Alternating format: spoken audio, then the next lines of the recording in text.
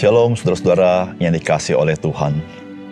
Satu hal yang perlu kita sadari bahwa meskipun mata kita bisa melihat lingkungan kita, tapi kita harus mengakui bahwa kita tidak bisa melihat masa depan kita. Saudara, apa yang dapat kita lihat tentang masa depan kita? Saudara, puji Tuhan, di dalam Kristus, kita memang tidak bisa melihat masa depan kita. Tetapi yang kita pandang adalah Yesus Kristus. Oleh karena itu firman Tuhan berkata, pandanglah kepada Yesus Kristus yang memberikan kita iman dan memimpin iman kita kepada kesempurnaan. Disitulah saudara-saudara kita memiliki keberanian menatap masa depan karena Kristus dia memimpin hidup kita. Salam jumpa dalam program Tuhan adalah Gembalaku.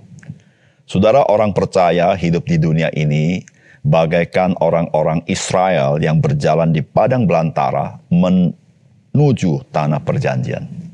Saudara, sebagaimana Tuhan menyertai bangsa Israel sebagai umatnya, Tuhan juga menyertai kita, saudara. Sebagaimana Tuhan memimpin bangsa Israel dengan tiang awan dan tiang api, demikianlah Tuhan hendak memimpin hidup kita.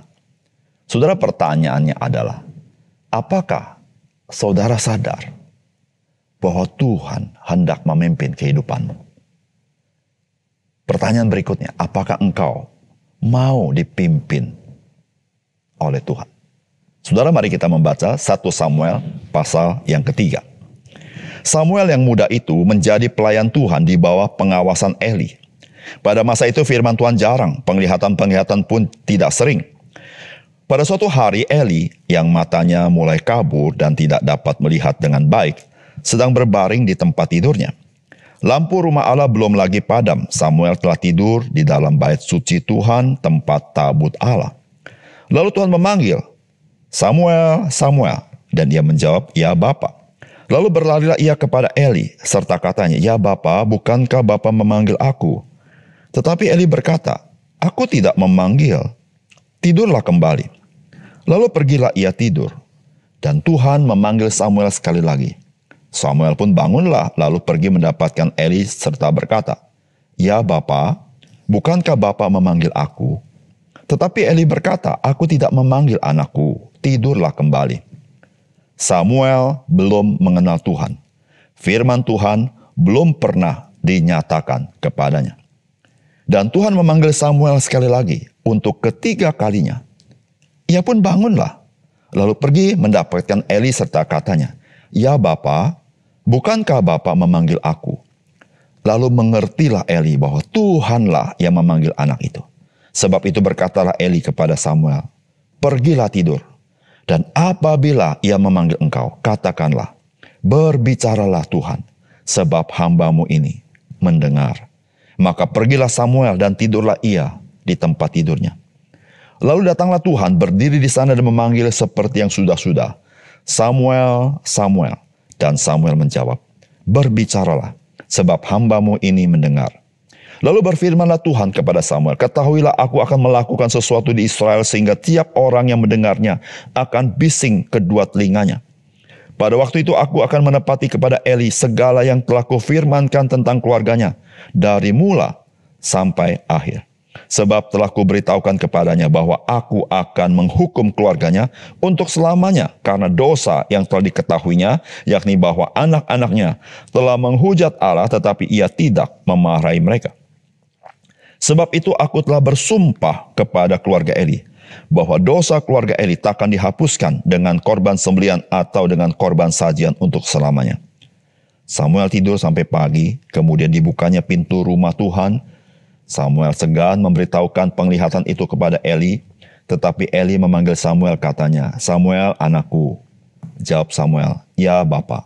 Kata Eli, apakah yang disampaikannya kepadamu? Janganlah kau sembunyikan kepadaku.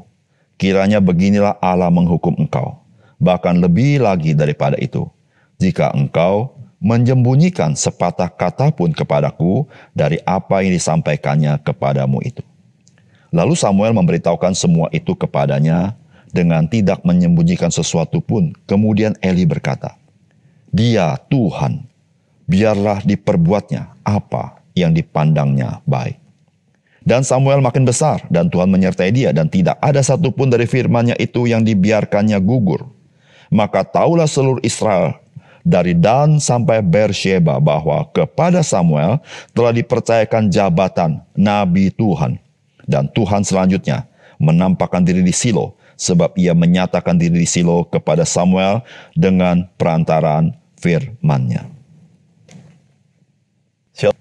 Saudara yang dikasihi oleh Tuhan, Samuel dipersembahkan kepada Tuhan oleh Hana yang telah bernasar ketika Tuhan memberikan dia seorang anak laki-laki. Dia akan mempersembahkannya kepada Tuhan. Saudara, Hana menepati janjinya, memberikan Samuel untuk melayani Tuhan sepenuhnya. Nah saudara, dari bagian firman Tuhan ini, kita mendapatkan bahwa memang Tuhan berkenan untuk persembahan Samuel. Sehingga Samuel diberikan jabatan nabi. Dan Tuhan mulai berbicara kepada bangsa Israel melalui Samuel. Dan perkataan Samuel itulah perkataan Tuhan. Sehingga seluruh perkataannya itu terjadi. Saudara, apakah pesan firman Tuhan bagi kita hari ini?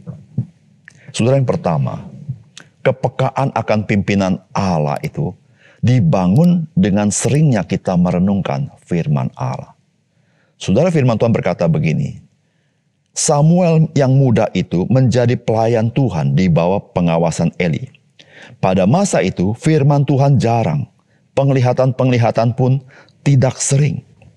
Ayat ke-7 berkata, Samuel belum mengenal Tuhan, firman Tuhan belum pernah dinyatakan kepadanya.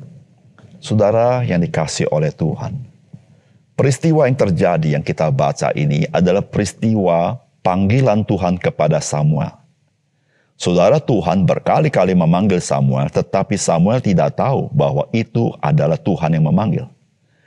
Sehingga Samuel, dia berpikir, itu adalah suara daripada Imam Eli. Tidak heran, maka dia datang kepada Imam Eli. Dia bertanya, apakah Imam Eli memanggil dia? Saudara, Imam Eli juga tidak sadar bahwa Tuhan sedang memanggil Samuel. Saudara, Imam Eli pada akhirnya sadar bahwa itulah panggilan Tuhan bagi Samuel. Saudara yang kasih dalam Tuhan, Samuel tidak tahu bahwa itu panggilan Tuhan kepadanya. Dan Alkitab memberitahukan kepada kita. Karena memang pada zaman itu, saudara-saudara, dikatakan bahwa pada masa itu firman Tuhan jarang. Dan penglihatan-penglihatan pun tidak sering. Dan Alkitab memberitahukan, Samuel belum mengenal Tuhan. Firman Tuhan belum pernah dinyatakan kepadanya. Sehingga, saudara, Samuel tidak punya kepekaan akan pimpinan Tuhan. Samuel tidak punya kepekaan akan suara Tuhan. Saudara yang kasih dalam Tuhan, dari bagian ini kita belajar sesuatu. Saudara, seringkali kita ingin mengenal kehendak Tuhan. Kita berkata, Tuhan, saya ingin dipimpin oleh-Mu. Saudara, satu hal yang sangat penting. Kalau saudara dan saya ingin hidup sesuai kehendak Tuhan dan dipimpin oleh Tuhan, yaitu saudara dan saya memiliki kepekaan akan pimpinan Tuhan. Saudara, dari bagian firman Tuhan ini, Samuel mengapa tidak peka akan panggilan Tuhan? Karena dia tidak pernah mendengar firman Allah. Karena pada zaman itu firman Tuhan itu jarang. Maka Alkitab berkata Samuel tidak mengenal Allah. Saudara, mengapa tidak mengenal? Karena dia tidak pernah mendengar firman Allah. Saudara, hari ini, saudara, kita sudah berada di dalam Yesus Kristus. Saudara, jikalau engkau dan saya ingin mengenal Allah, engkau harus mengenal firman-Nya. Jikalau engkau ingin peka akan pimpinan Tuhan, maka engkau harus bergaul dengan firman Allah, yaitu membaca Alkitab, merenungkannya setiap hari. Ketika engkau bergaul dengan firman Allah, maka Roh Kudus memberikan engkau kepekaan di dalam hari-hari yang engkau lewati akan pimpinan Tuhan, akan panggilan Tuhan bagi kita. Saudara, mengapa engkau dan saya mungkin tidak peka akan pimpinan Tuhan? Karena engkau dan saya kurang bergaul dengan firman Allah. Mari saudara, kalau engkau memang rindu dipimpin Tuhan, rindu mendengar panggilannya, rindu mendengar suaranya. Maksudnya adalah mendengar apa yang Tuhan kehendaki. Saudara, biasakan dirimu terus-menerus merenungkan firman Tuhan, membacanya.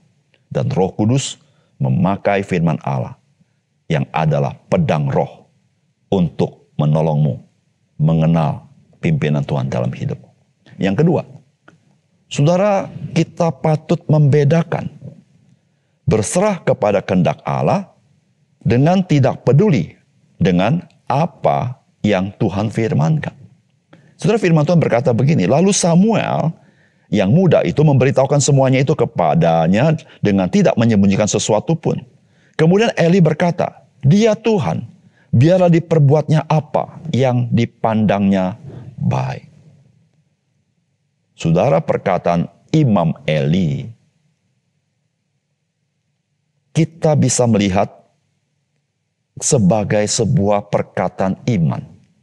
Seorang yang bersandar kepada Tuhan. Yaitu perkataannya, dia Tuhan, biarlah diperbuatnya apa yang dipandang baik. Atau dengan pengertian, kehendakmu jadilah. Saudara, namun saudara, kalau saudara membaca bagian ini dan membaca kisah daripada kehidupan keluarga Imam Eli, maka kita mendapat sebuah kesan bahwa perkataan Imam Eli ini bukan keluar dari iman. Tidak sama dengan perkataan Yesus yang berkata, kehendakmu jadilah. Tetapi perkataan Imam Eli ini lebih kepada dia tidak peduli dengan apa yang Tuhan katakan. Itu mirip dengan perkataan Hizkia. Apapun yang terjadi di masa depan dia tidak peduli. Yang penting pada masa dia mengalami damai sejahtera. Saudara, ini yang dikatakan Imam Eli. Saudara, kita harus membedakan antara kita berserah kepada kehendak Tuhan dengan kita tidak peduli dengan peringatan Tuhan. Saudara, sesungguhnya melalui Samuel, Tuhan memberikan peringatan kepada Imam Eli. Peringatan akan penghukuman Allah. Saudara, sepatutnya lah respon Imam Eli adalah dia sujud di hadapan Tuhan. Dia memohon ampun dan dia mohon Tuhan mengampuni dia dan memperbarui hidupnya. Dia bertobat dari dosa-dosanya. Saudara yang kasih dalam Tuhan, saudara, terhadap firman Allah, marilah kita peka. Apakah kita beriman kepada firman-Nya atau kita tidak peduli dengan peringatan-peringatan Tuhan? Saudara, jangan sekali-sekali kita belajar tidak peduli dengan peringatannya. Saudara, mari kita mempunyai hati yang tahu bertobat. Karena dengan demikian, saudara dan saya boleh hidup memperkenankan Tuhan. Saudara, Alkitab memberitahukan bahwa Tuhan tidak pernah berniat menghukum, membinasakan kita. Tetapi saudara, manusialah yang memilih bagi dirinya sendiri untuk binasa. Tuhan ingin menyelamatkan saudara. Tuhan ingin memberkati saudara. Tetapi saudara, apakah saudara menjadi orang yang memiliki respons yang tepat? Saudara, anugerah Tuhan hari ini terbuka bagi kita.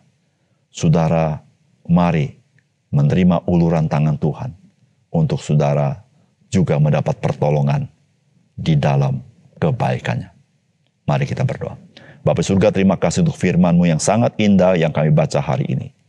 Kami mau belajar untuk peka akan pimpinan Tuhan dengan kami mendisiplin membaca firman Tuhan tiap hari.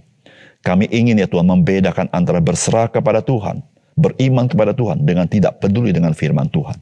Tuhan tolong kami. Kami bisa memberikan respons yang patut terhadap firman Allah. Respons yang patut terhadap peringatan Allah. Respons yang patut kepada janji Allah.